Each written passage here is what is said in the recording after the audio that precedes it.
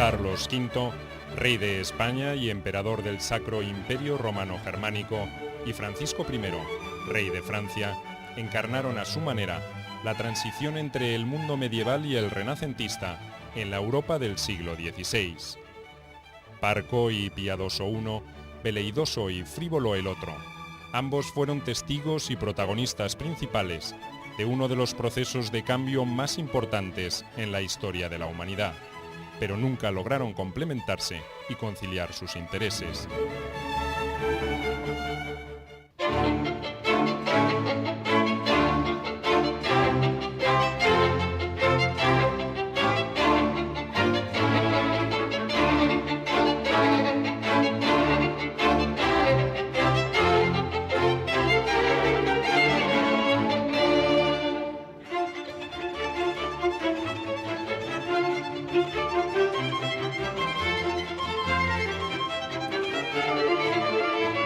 Carlos V, Francisco I. Durante 26 años se enfrentaron en guerras que consumieron enormes cantidades de recursos humanos y materiales sin que uno pudiera predominar sobre el otro. Dos poderosas voluntades que se anularon mutuamente y condicionaron en forma decisiva el destino de sus reinos. Carlos V y Francisco I son dos reyes rivales por excelencia. En el concepto de vidas cruzadas quizás no hay ninguna pareja que represente mejor este concepto de confrontación directa, política, militar, que les persiguió a lo largo de toda su vida. Dos reyes que se pasaron la vida mirándose el uno al otro y efectivamente enfrentados en una rivalidad que tuvo mucho ciertamente de personal. Una rivalidad que en lo político se desarrolló fundamentalmente en función de dos cuestiones, que fueron una, la propia elección del imperio, para la que ahí se impuso Carlos V y se impuso sobre la base de contar con la cobertura económica de la banca alemana, que fue la que puso el dinero, y con ese dinero eso le permitió efectivamente poder ser el candidato elegido frente a Francisco I. Francisco de Angulema, coronado como Francisco I a la muerte de Luis XII de Francia en 1515, fue el primero en aparecer cronológicamente en las páginas de la historia. Nació en Cognac el 12 de septiembre de 1494, hijo de Carlos de Valois y de Luisa de Saboya. Esbelto y de facciones agradables, a pesar de su nariz prominente, su fama de caballero galante fue proverbial en la corte parisina.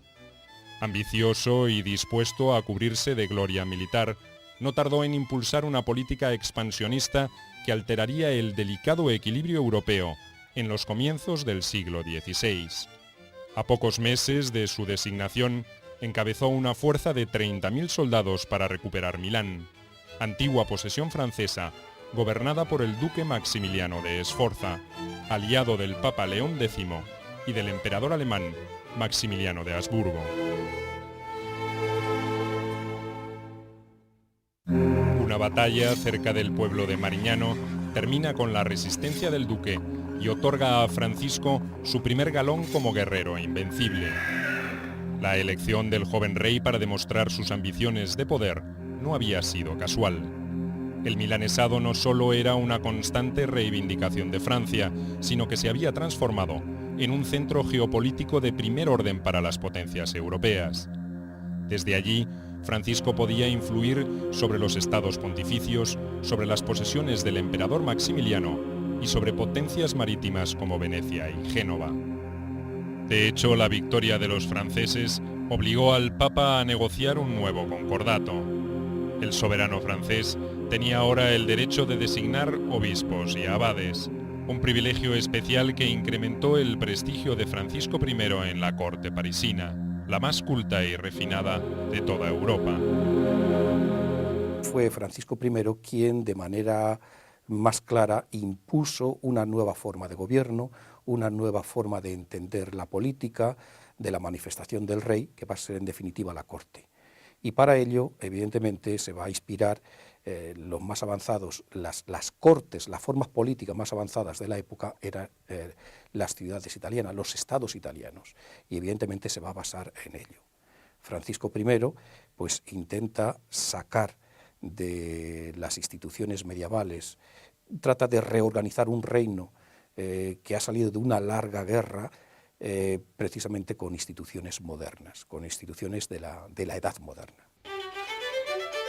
En paralelo con su campaña en el norte de Italia, Francisco consolidó su alianza con Enrique VIII, el rey de Inglaterra, descendiente de una dinastía que había sostenido una larga rivalidad con Francia. El objetivo estaba claro. El joven monarca francés ganaba puntos para aspirar a la corona del Sacro Imperio Romano Germánico, el mítico trono de Carlomagno, que ostentaba un envejecido Maximiliano de Habsburgo. Un solo escollo se levantaba en su camino, el nieto de Maximiliano, Carlos, que había sido coronado rey de España en 1518 al unificarse los dominios de Castilla y de Aragón, a los que se sumaba también su señorío sobre Flandes y los Países Bajos. Un rival poderoso por los recursos potenciales de sus posesiones europeas y los que comenzaban a asomar desde América, pero de escaso brillo y laureles para el avasallante Francisco. Tiene una imagen muy brillante, una imagen de hombre de mundo. Carlos V tiene, sin embargo, una imagen distinta, de hombre apocado, achatado, con su mandíbula prominente. No era precisamente un dechado de belleza, contrariamente a Francisco I, que es corpulento, fuerte, hábil en el manejo de las armas y de hábil cazador. Francisco I parece un hombre más acomplejado, también es de una inteligencia mucho más corta, aunque no le guste a mucha gente reconocerlo, pero Carlos V no se caracteriza por ser muy despierto. Hay una anécdota que le dice un campesino castellano: Majestad, cerrad la boca, que aquí las moscas son insolentes, porque iba con la boca abierta, le pesaba la mandíbula, tenía cara de estúpido, y de hecho los primeros retratos que se conocen de Carlos V pues parece tiene cara de lelo, ¿no? Una cara de alelado, de persona poco inteligente. Carlos de Habsburgo había nacido en Gante, Flandes, el 24 de febrero de 1500. Era hijo de Felipe el Hermoso, primogénito del emperador alemán, y de Juana, hija de los reyes católicos de España. La prematura muerte de su padre en 1506 y la demencia de su madre, conocida como Juana la Loca, determinó que creciera al cuidado de su tía Margarita de Austria en Flandes. Esa circunstancia había derivado en una curiosa situación que marcaría los primeros años de su reinado. Cuando el 19 de septiembre de 1517, Carlos I desembarcó en la costa asturiana para hacerse cargo del trono unificado de España, no hablaba castellano y solo conocía esas tierras por referencias. Nunca había estado antes en la península.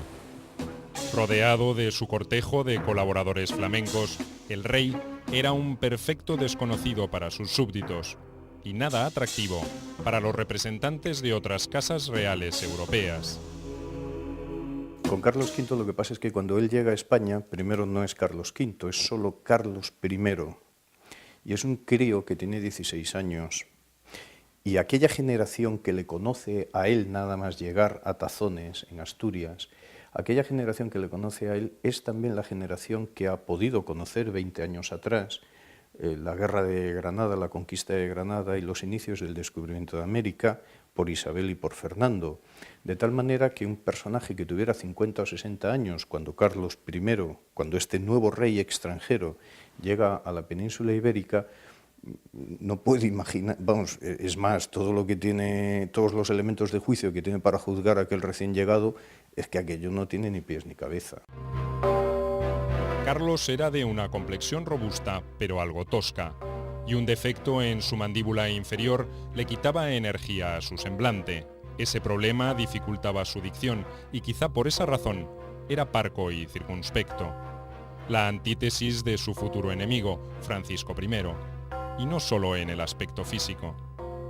Carlos había sido educado en la estricta observancia de sus deberes religiosos y mundanos por Adriano de Utrecht, un sacerdote sencillo, inclinado a la piedad, que contra su voluntad sería elegido papa años después. El futuro rey también recibiría la influencia de una corte borgoñona, adicta al protocolo ceremonioso y a un boato propio de otro siglo. De allí provendría también su afición por las tradiciones caballerescas, como la restitución de la Orden del Toisón de Oro, fundada por su antepasado Felipe el Bueno en 1429. En ese sentido, Carlos I aparece como un anacrónico caballero medieval frente al espíritu renacentista que ostenta su rival, Francisco I. Como contrapartida, también recibirá lecciones de realismo político de Guillermo de Croix, señor de Chièvres, un consejero ambicioso y corrupto que guiará sus pasos hasta su muerte en 1521. En el caso de Carlos V, es una persona educada muy en el humanismo cristiano, muy, diríamos, intransigente consigo mismo, es decir, poniendo en práctica lo que realmente significa el cristianismo y la ética cristiana. Ciertamente es un príncipe del Renacimiento, qué duda cabe. Sin embargo, se ha dicho que tiene mucho de medieval. En realidad, lo único que hace es aspirar y ser educado dentro del humanismo de Flandes, que el humanismo de Flandes es el más radical, mucho más, por supuesto, que el que existía en Italia, y mucho más religioso y teológico. Y eso se observa en su austeridad, tanto en los palacios. Se retira a Yuste, que es un convento miserable, donde educa a sus hijos. Solo hay que ir a Arévalo, a Tordesillas, y se observa en qué condiciones vivían sus hijos, que eran los dueños del mundo, y realmente cómo fue su vida. En el caso de Francisco I también es un príncipe humanista, pero el humanismo es educado, o al menos aspira a ser un humanismo italiano, mucho menos, diría, religioso, un cristianismo entendido de manera, o un humanismo cristiano entendido de manera más laxa. El flamante rey de España se encontraba librando una dura batalla contra los prejuicios, contra las acusaciones de corrupción y privilegio hacia sus consejeros y contra su propio desconocimiento de las costumbres del país, cuando recibió la noticia de la muerte del emperador. Maximiliano había fallecido el 12 de enero de 1519, y según un procedimiento muy antiguo, la elección del sucesor estaría a cargo de 7 grandes príncipes electores alemanes.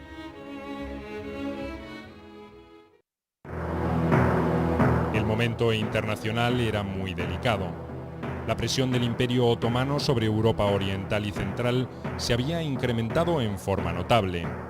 Un nuevo sultán, Solimán el Magnífico, que había conquistado Egipto, amenazaba con subir por los Balcanes hacia el Danubio y poner en grave riesgo a Hungría.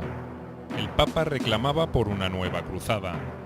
Era imprescindible que el título de emperador del Sacro Imperio recayera sobre una figura capaz de unir las voluntades de los reinos cristianos detrás de tan magna empresa. Hoy, los historiadores en Europa tenemos claro que no es emperador de Alemania, utilizando el rigor conceptual, no es emperador de Alemania, sino del Sacro Imperio, que es diferente, claro, porque es un territorio que abarca, por supuesto, Alemania, pero que llega también hasta Hungría, pasando por Austria y algunos territorios de alrededor de todo este inmenso conglomerado cultural, ¿no? Él no actúa desde un punto de vista, como diríamos hoy, nacional de cada territorio, cuando está en cada territorio, sino que busca, en primer lugar, el mantenimiento de una unidad religiosa, porque ese es el constitucionalismo del siglo XVI. Para Carlos V es la unidad religiosa, y en función del mantenimiento de la unidad religiosa, alrededor de esa unidad religiosa, es como se monta toda la estrategia política, ¿no? Francisco I había demostrado sus dotes como guerrero y podía empeñar los recursos de la opulenta Francia en esa tarea. Carlos I solo podía exhibir su descendencia directa de la Casa de Austria, de donde habían salido los últimos herederos del trono de Carlomagno. También contaba con la sagacidad diplomática de su tía Margarita y con abundantes recursos monetarios provistos por los banqueros alemanes, enterados de que Hernán Cortés había conquistado en México un fabuloso imperio indígena. El origen alemán, los regalos recibidos por los electores y el visto bueno del Papa León X, que a último momento cambió de parecer, resolvieron la cuestión. El 28 de junio de 1519, Carlos I de España se convertiría en el emperador Carlos V. Cuando Carlos V sube al trono de Castilla y de Aragón, tradicionalmente se ha dicho que empieza la Edad Moderna, que son tiempos nuevos, y realmente fue así, porque desde el punto de vista político significaba una nueva forma de gobierno. No los orígenes del Estado institucional, como nos han venido diciendo desde Max Weber y desde las revoluciones burguesas, sino que lo que se imponía era una forma de gobierno que se conoce como la corte. La corte llevaba consigo la ruptura desde el punto de vista político del feudalismo, pero aún se mantenían las relaciones personales. Desde el punto de vista de la cultura era la ruptura de la escolástica y aparecía el humanismo. Y desde el punto de vista del poder internacional, pues coincidía que se había producido la unión de Castilla y Aragón, lo cual había formado una gran monarquía, sobre todo teniendo en cuenta que se acababa de descubrir América, y a esto le venía a añadir por herencia una serie de territorios en Europa con el título añadido de emperador, con lo cual se configuraba el poder más poderoso, valga la redundancia, que existió hasta entonces en Europa y en el mundo desde el Imperio Romano. El nuevo emperador sería coronado oficialmente en Aquisgrán, la antigua capital de Carlomagno, en 1521. Para entonces ya había hecho conocer su ideario de lograr una Europa unida contra el turco, que había comenzado a cumplir sus amenazas atacando Belgrado. Pero el objetivo de convocar a la cristiandad se empañó en la propia Alemania, donde la rebeldía de Martín Lutero ganaba adeptos entre los nobles del imperio, y en las intrigas de Francisco I, que iniciaría una guerra personal contra Carlos V. El rey francés nunca olvidaría la afrenta infligida por los electores para emperador, pese a que sus embajadores no habían dejado recursos sin utilizar para evitar que Carlos V fuera el elegido. Desde recordar la débil condición mental de su madre hasta retirar la candidatura de Francisco y proponer a cambio la de uno de los electores. Cualquier cosa era preferible a la elección del despreciado rey de España como emperador. Pero vamos, verdaderamente quien tenía los derechos por el trono imperial, por la aspiración imperial era Carlos, habida cuenta que el abuelo había sido el último emperador. No hay que olvidar, por otra parte, que el título imperial se hacía por elección de los príncipes electores, de acuerdo, entre las dinastías que consideraran pertinente y que en último término, de una manera un poco, de tal manera podríamos decir que había dos elementos fundamentales para la elección imperial. Por una parte, la dinástica, que podía inducir hacia, y en este campo Francisco I no tenía nada que hacer frente a la dinastía de la Casa de Austria, y en segundo lugar pues la convicción de los 7 príncipes electores, que era una convicción que se podía ganar por dinero, como hizo Carlos I y que no supo hacer también Francisco I. Francisco I trató siempre de disfrazar su desprecio contra Carlos V en motivos geopolíticos. En ese sentido, su oposición estaba fundada en la necesidad de evitar el incremento desmesurado del poder de los Habsburgo en Europa. No le faltaba razón. Francia quedaba virtualmente rodeada por reinos o señoríos sometidos a la autoridad directa del emperador, quien además reclamaba la Borgoña francesa, que había perdido su bisabuelo, el duque Carlos el Temerario. Ante tamaña rivalidad, no fue una sorpresa que aliados de Francisco atacaran dominios de Carlos V en España y en los Países Bajos en el verano de 1521.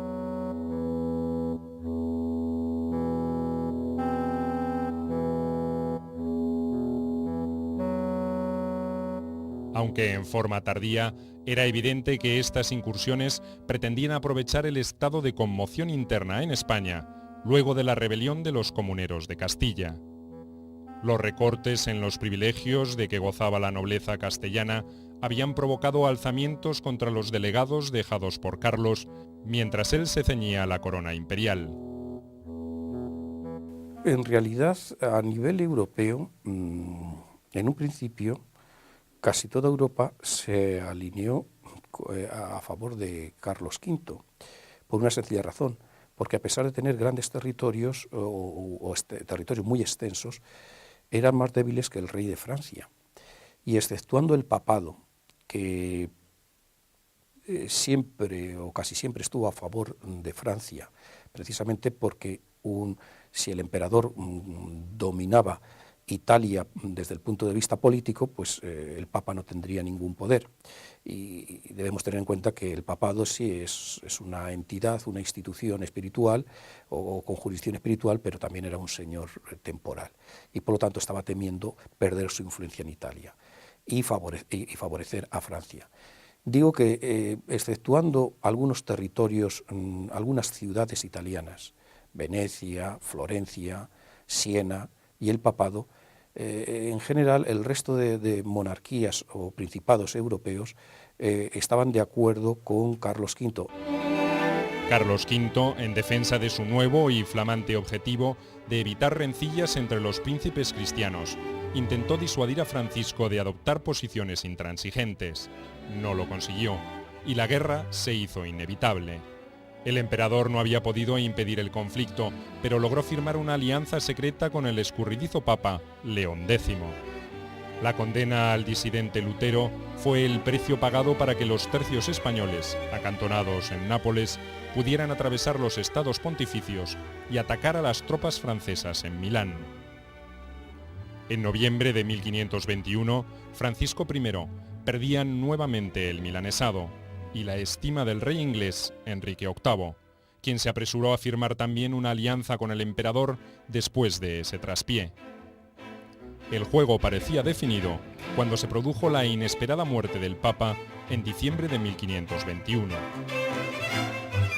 El rey de Inglaterra abraza una rama herética de las reformas protestantes, pero claro, es que enfrentarse con el emperador pues resulta cuando menos chocante, y por lo tanto aliarse absoluta y permanentemente con Francia pues no deja de ser algo disparatado. Por otra parte, al propio emperador le viene muy bien mantener una alianza con Inglaterra, una alianza sólida y consistente con Inglaterra, en tanto en cuanto cierra aún más el círculo alrededor de Francia. La muerte de León X abrió una sucesión peligrosa para Carlos V. Su embajador recibió la instrucción de impedir por todos los medios que resultara elegido un cardenal que simpatizara con la causa francesa. Pero su representante fue mucho más allá. Logró que Adriano de Utrecht, el antiguo preceptor del emperador, fuera designado sumo pontífice. Era por entonces el regente de Castilla. Cuando llegó la noticia de su elección, se apresuró a viajar a Roma, sin esperar el retorno de Carlos V. No quería dar al mundo la sensación de que el Papa era un subordinado del emperador, y en realidad no lo sería. Adriano VI se declaró neutral ante el conflicto, y recién a fines de 1522 aceptó integrar una alianza antifrancesa junto al emperador, a Venecia y a Inglaterra. Francia volvía a quedar en jaque ante semejante coalición de fuerzas, pero resistió. La ofensiva anglo-flamenca por el norte, cuyo objetivo era París, fracasó, igual que el intento del ejército imperial de penetrar en territorio francés por Navarra. Carlos V se concentró entonces en recuperar Fuenterrabía, que las tropas de Francisco habían tomado cuando comenzaron las hostilidades. Los monarcas españoles justificaban su política en la defensa del cristianismo, o del catolicismo, con la ruptura después del surgimiento de Lutero y la aparición de confesiones con la defensa de la confesión católica. Pero era una confesión católica que estaba de acuerdo con los intereses de Roma. Perdón, con los intereses de la monarquía española, y no siempre coincidían con los intereses de Roma. Evidentemente que el dogma de la religión estaban de acuerdo, eso es evidente. Igual que Francia, pues también estaba de acuerdo, el rey cristianismo estaba de acuerdo. Pero las interpretaciones que podían dar lugar, o incluso la puesta en práctica de todas esas teorías que justificaban la defensa del cristianismo, pues no siempre estaban de acuerdo con Roma. La guerra tal vez se habría detenido en aquel momento, pero el 26 de octubre de 1524, Francisco I, al mando de un poderoso ejército, volvió a atacar Milán. Adriano VI había muerto y el nuevo papa, Clemente VII, abandonó presuroso su alianza con Carlos V para sumarse al bando francés. Venecia hizo lo propio. Todo volvía a empezar, aunque con algunas ventajas para el imperio. Soldados imperiales al mando de uno de sus mejores jefes, Antonio de Leiva, resistía en Pavía. Pero las arcas estaban exhaustas después del esfuerzo bélico frustrado, y Carlos V no tenía muchas posibilidades de iniciar una nueva campaña para auxiliar a los sitiados. La situación se tornó desesperada hasta que llegó la solución como un verdadero regalo del cielo, justo en el día que el emperador cumplía 25 años. Los franceses se entretuvieron en Pavía más de la cuenta y dieron tiempo a los generales imperiales a reorganizarse y contraatacar. Contra todo pronóstico, las tropas de Francisco I, tomadas entre dos fuegos, se dispersaron. Francisco I tuvo que rendirse y fue hecho prisionero. Semejante resultado presuponía el fin de la guerra y de las preocupaciones para Carlos V.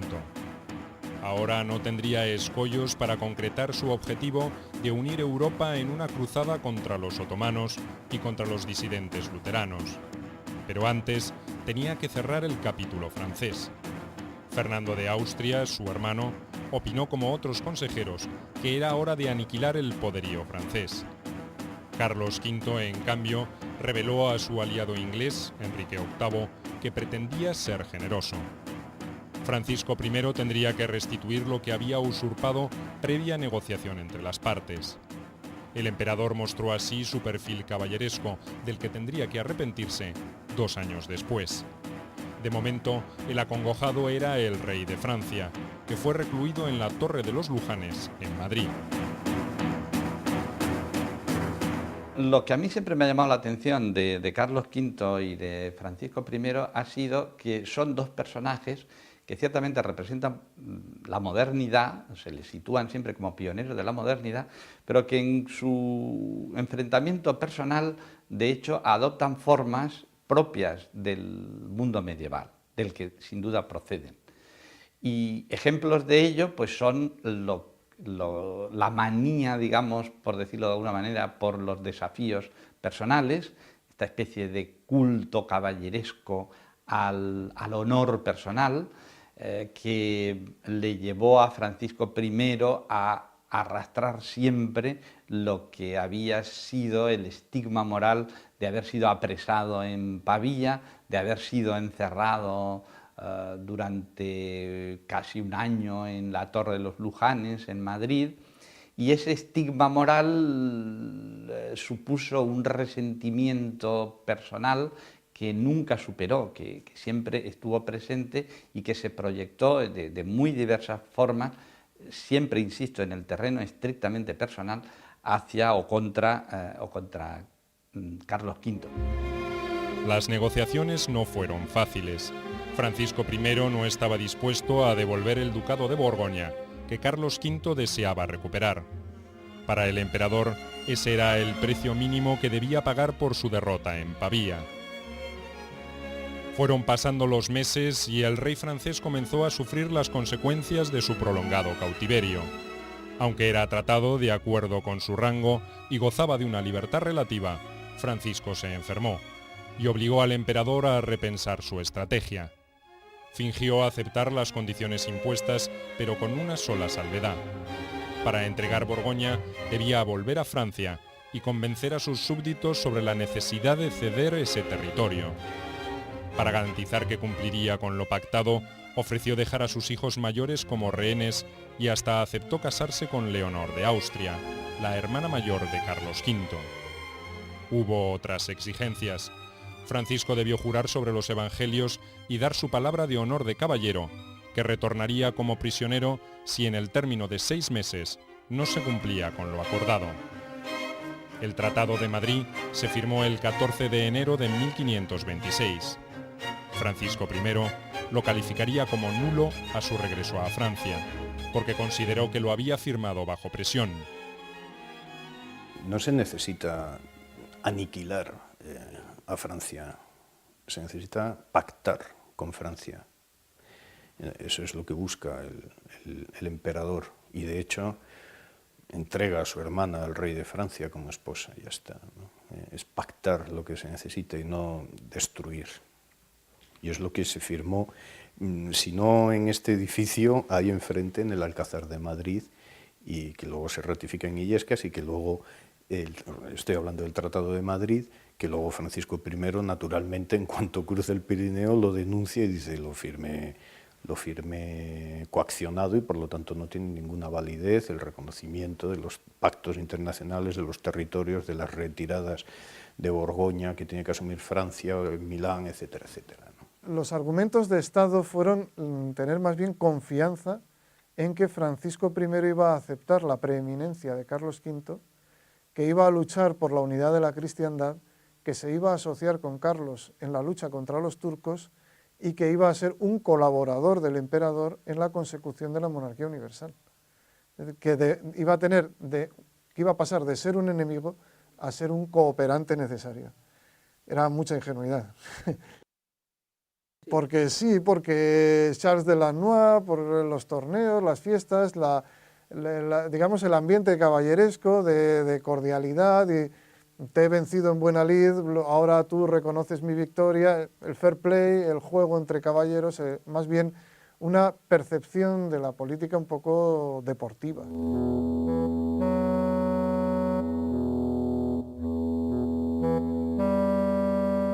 Francisco I retornará a su reino con ansias de revancha. Pese a su situación de extrema debilidad o a propósito de ella, reunirá aliados. El más poderoso será Enrique VIII. El rey inglés, lo mismo que el Papa Clemente VII y ciudades-estado italianas como Venecia, de pronto recelaban del poder que había adquirido Carlos V. Los italianos querían expulsar al emperador de toda la península, esto es, tanto de Milán como de Nápoles. Para garantizarlo, el rey de Francia incorporó a un nuevo e inesperado aliado a ese juego de poder, el odiado sultán Solimán el Magnífico. La Liga Clementina, como se denominaría a la alianza contra Carlos V, contendría por lo tanto una profunda paradoja. El Papa y el Gran Turco, aliados en contra de la que se consideraba la primera espada de la cristiandad. En este sentido, la tregua, el pacto de Francisco I con el emperador turco supone un revés durísimo para Carlos V, que sin lugar a dudas se veía muy imbuido e influenciado por el pensamiento erasmista. El pensamiento erasmista que tenía dos principios básicos. Uno, hay que buscar la paz a todo precio, a toda costa, siempre, esto sin duda alguna, en ello creía Carlos V, sin lugar a dudas. Y en segundo lugar, pero que esa paz no se puede mantener siempre con el turco, porque es el enemigo diabólico, ¿verdad?, del mundo cristiano. Claro, no creo que se pueda establecer un maniqueísmo entre Francisco I y Carlos V. Quiero decir que Carlos V tiene absoluto derecho a pensar como piensa y la realidad de los hechos es la que es. Es decir, Carlos V tiene que acudir 2 veces a la defensa de Viena porque el Imperio Otomano está invadiendo Europa por tierra. Solimán respondió a las demandas de Francisco con una frase que describía una cualidad de sus ejércitos que a la larga sería perjudicial para sus aliados. Estamos de noche y día, con el caballo ensillado y el sable ceñido. A diferencia de los europeos, los soldados otomanos no eran mercenarios y organizar una expedición era por lo tanto menos trabajoso y más rápido para los turcos. Además, Solimán ya tenía planificado atacar Budapest en la primavera de 1526. No necesitaba coordinar sus operaciones con sus amigos occidentales, y no lo hizo. 100.000 combatientes turcos y 300 cañones cubrieron la llanura de Moax el 28 de agosto de 1526. Allí los esperaban el rey Luis II de Hungría, cuñado del emperador, y la flor y nata de la caballería húngara para afrontar una defensa desesperada. No fue un combate, fue una masacre. 20.000 húngaros perdieron la vida, entre ellos el rey. La noticia de la catástrofe facilitó el apoyo económico de los reinos cristianos, sobre todo los alemanes, al emperador. Era imprescindible armar un ejército que impidiera que los otomanos avanzaran sobre Viena, su próximo objetivo, después de la caída de las ciudades hermanas de Buda y Pest. Esa misma noticia paralizó la campaña de Francisco I. Consciente de la enormidad de lo ocurrido, el rey sabía que sería acusado por la sangre cristiana derramada en Moax y resolvió postergar cualquier operación hasta que los ánimos se aquietaran. Pero su inactividad coincidió con la decisión otomana de dilatar una nueva ofensiva sobre el occidente europeo. Para Francisco I, Carlos V es una amenaza más temible que el Imperio Otomano. O sea, que estamos jugando con... Ahí sí que juega la geopolítica. Ahí sí que juega un cruce de caminos en el Mediterráneo donde unos y otros intentan compensarse.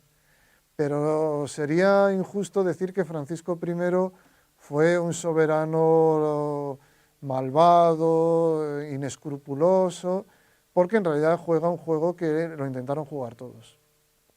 Porque los propios otros príncipes cristianos también intentaron llevar a cabo una alianza con los turcos. El propio Carlos V llega a una alianza con los turcos porque el reconocimiento de su propiedad sobre Hungría, que después pasa a Fernando I, le lleva a firmar tratados, a pagarle una indemnización a Solimán, y no solo una indemnización, sino pagarle tributo, a reconocer el statu quo en el Danubio y a incluso a cooperar con los turcos en el mantenimiento del statu quo en toda la frontera danubiana. La tregua inesperada en las operaciones dejó al ejército imperial organizado para defender Viena en óptimas condiciones para operar en Italia. Eso fue lo que hizo su jefe, el duque de Borbón. Reforzado con mercenarios alemanes luteranos, el duque volvió a apoderarse de Milán antes de seguir hacia el sur. La intención era presionar a Clemente VII, cabeza de la Liga Clementina. Las opulentas ciudades italianas eran una tentación excesiva ante un ejército mercenario con atrasos crónicos. El deseo de saqueo crecía a medida que los soldados se aproximaban a Roma, y frente a sus cúpulas estalló la tempestad. El Papa quiso regatear el rescate de 300.000 ducados, exigido por los jefes imperiales para respetar la ciudad, y su actitud provocó el asalto definitivo. Si la situación siempre fue difícil, empeoró al perecer en el asalto el jefe imperial. La muerte del duque de Borbón unió el ansia de venganza a la codicia del botín. Roma quedó a merced de un ejército de desaforados que violaron mujeres, mataron sin piedad, profanaron iglesias y robaron todo objeto de valor. El saqueo de Roma se convirtió en el prototipo del bárbaro pillaje de una ciudad. Clemente VII, despavorido, logró refugiarse en el castillo de Sant'Angelo. Una nueva paradoja acababa de consumarse. un papa aliado con los infieles para atacar al máximo príncipe cristiano, y el emperador de los romanos, el otro nombre con que se le conocía a Carlos, permitiendo que sus soldados saquearan la ciudad eterna. Lo que siguió no fue muy diferente. Carlos V mantuvo prisionero al Papa en su castillo, mientras Francisco I enviaba al pontífice recursos militares que no alcanzaron ningún éxito significativo. Al contrario, casi concluyen en un desastre.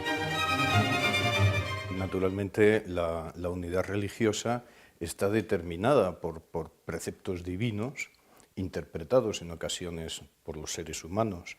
Cuando el Papa comete errores en esa interpretación como ser humano, más que como delegado de Dios, como vicario de Dios en la tierra, lo que hace el emperador es, aun sin quererlo él personalmente, es que al Papa hay que ponerlo en su sitio de nuevo. Y entonces tiene lugar, por ejemplo, el espantoso saco de Roma, insisto, contra la voluntad, o ante el desconocimiento del hecho por Carlos V, que se le desmadran las tropas, el saco de Roma en 1527, que a su vez luego es, contestado o pacificado aquel saco con la coronación imperial por el propio Clemente VII a Carlos V en Bolonia en 1530. El fracaso de las opciones militares enviadas por el rey de Francia desembocó en un inevitable proceso de paz. Nuevamente fue Margarita de Austria, la tía del emperador, la encargada de las gestiones más delicadas. Enfrente tenía nada menos que a Luisa de Saboya, la madre del rey de Francia. En el verano de 1529 se firmó la Paz de las Damas, como se conoció el tratado. Las concesiones francesas serían mínimas, salvo las pecuniarias para pagar el rescate de los príncipes herederos, dejados por Francisco I en garantía de su promesa incumplida. Carlos V, en cambio, renunciaba a su demanda sobre el ducado de Borgoña, que el rey de Francia se había comprometido a devolver. El acuerdo de 1529 fue apenas un nuevo paréntesis en una rivalidad que nunca cesó. Francisco I siguió siempre siendo el aliado sempiterno de los enemigos del emperador. Su aversión a Carlos V lo llevó a tejer nuevas alianzas con el Imperio Otomano, con un Enrique VIII definitivamente enemistado con Roma y hasta con los príncipes luteranos de Alemania. La intriga diplomática, la agresión en las fronteras del imperio, volvieron a desatar las iras de la guerra en 1536. Esta vez fue Carlos V quien cuidadosamente preparó una invasión generalizada a Francia para terminar con su enemigo. Antes de poner en marcha sus ejércitos, viajó a Roma para intentar ganar la adhesión del Papa Paulo III, una misión imposible. El sumo pontífice se aferró a su neutralidad. El emperador, ofuscado, lanzaría frente a los alelados cardenales un caballeresco desafío a Francisco I. Le ofreció enfrentarse mano a mano, al estilo medieval, para resolver sus diferencias. Por supuesto, esa invitación no fue aceptada y el conflicto tuvo que dirimirse de otra manera. Los ejércitos imperiales se desplegaron en el sur de Francia, asolando sus costas mediterráneas y sus puertos alpinos. Pero ni lograron un éxito destacable, ni terminaron con la rivalidad. Realmente los dos, Francisco I y Carlos V, si se parecen en algo, es más bien en el fracaso de sus objetivos políticos, o la sensación de fracaso. Francisco I dejará un país, Francia, al borde de la guerra civil religiosa. Carlos V deja una cristiandad desunida. Él llegó a una cristiandad, estaba predicando Lutero, es cierto, pero tendrá que dividir su herencia, cuando para un soberano de esa época repartir la herencia ya es un trago amargo, entre su hijo Felipe y su hermano Fernando, y se separará la casa de Habsburgo, que había estado unida en dos casas. Eso para él es un fracaso. Para él es un fracaso no haber resuelto la cuestión religiosa. Se empeñó en mover a los papas hacia el Concilio de Trento, en liquidar el problema de la Reforma, y fracasa. Deja una cristiandad dividida. Francisco I deja una Francia calentándose ya para la guerra civil religiosa. Carlos V deja una Europa calentándose para una guerra mundial. En 1547 muere Francisco I. La rivalidad parece que ha comenzado a resolverse en forma natural. pero deja huellas muy profundas. Francia no va a lograr superar la impresión de que la lucha contra el emperador es una causa nacional hasta mucho más allá de la muerte de Carlos V el 21 de septiembre de 1558. España, por su parte, va a sentir ese estado de guerra permanente en carne propia. Los Habsburgo consumirán en ese enfrentamiento ingentes recursos preciosos de América que solo servirán para acelerar su decadencia.